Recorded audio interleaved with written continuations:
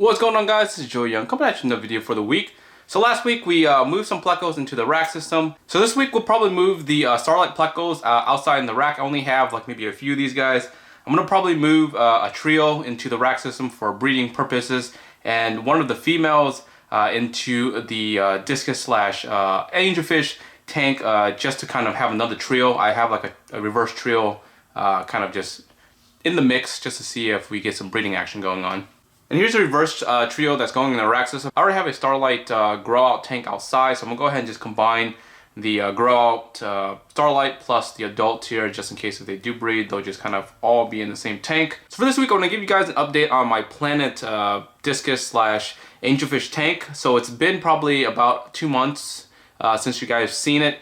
Basically, this was a bare bottom tank before that was housing plecos, and I converted it back to a high-tech Planet tank. If you remember 2 months ago, the tank was just barely, you know, starting up. It barely cycled, and I just kind of threw in a couple of fish and just kind of put in some plants here and there just to see how it'll grow out. And here's the tank now. The stems, you know, obviously took off, grew really easily. So for the carpeted plant, I did have some issues with the fish kicking it up and just basically unrooting the plant and not really allowing the plant to actually grow and establish. So as you can see, there's like really nothing up front. Some of the aerial Vietnams are doing okay. They really haven't had much exposure to light just because of a lot of these other plants are kind of shadowing it. And it'll probably grow a lot slower than what it was before when they had, you know, 100% of the light just kind of over it. Also, I did end up moving all of the angelfish into the tank. So that is all the Altums that were, you know, in the tank before, plus the Discus. They're all in one tank. For the most part, the fish are getting along fairly well. From time to time, when the Discus are trying to spawn or about to spawn, they'll zone out the angelfish in a specific area, you know, breed, and then you know, they'll kill their fries, pretty much eat them, and you know, they'll go back to normal pretty much. If you guys get a chance to kind of look at the Altum angels when I first got them, probably about a year ago, these guys were fairly small, and now, you know, looking back and looking at them now, they have grown tremendously. You know, these Altum angels are huge. They're gorgeous. I really love the patterns. I've always said, you know, that in every video. You know, these stripes and these Altums are just amazing. And you kind of have to see them in person just to kind of appreciate a lot of this. The video here, since it's in high quality, you can kind of see that, but just, you know, when you're in person, the fish is completely different. If you guys ever have a chance to get Altums, definitely get them.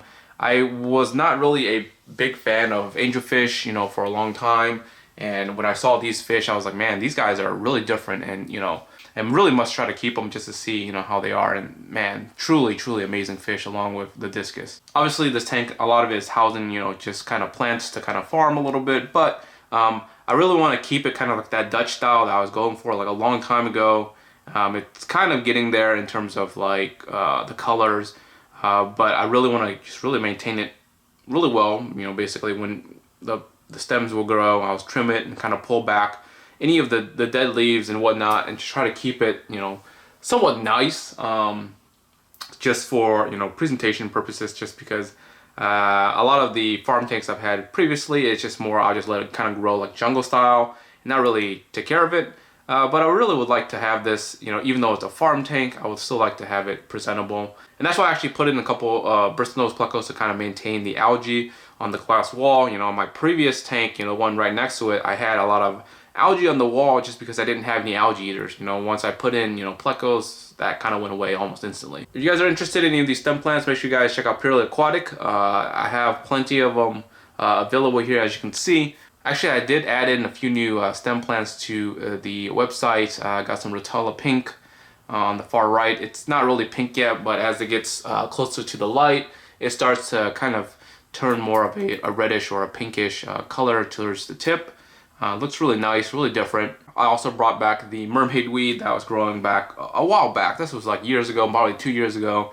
Brought that back. It seems like, you know, people are kind of interested in that plant. So I brought that plant back. I'm also starting to grow some plants that I've never kept before. I'm trying to see how they do. Once I get a couple more stems, I'll probably list them on the website as well. I do have one of the 2009 swords available. I know a lot of people have been asking me about that for a while. I've been trying to propagate them, you know, as fast as I can. These guys are slow growers, and I did end up selling one of them a few weeks ago, and this is kind of like the last one I have until I kind of transition into the new house and kind of reestablish some of these plants. But yeah, that's definitely available too if you guys are interested in those plants. And I hope you guys enjoyed this week's update. If you guys aren't subscribed yet, make sure you guys are subscribed. And like always, until next time guys, peace.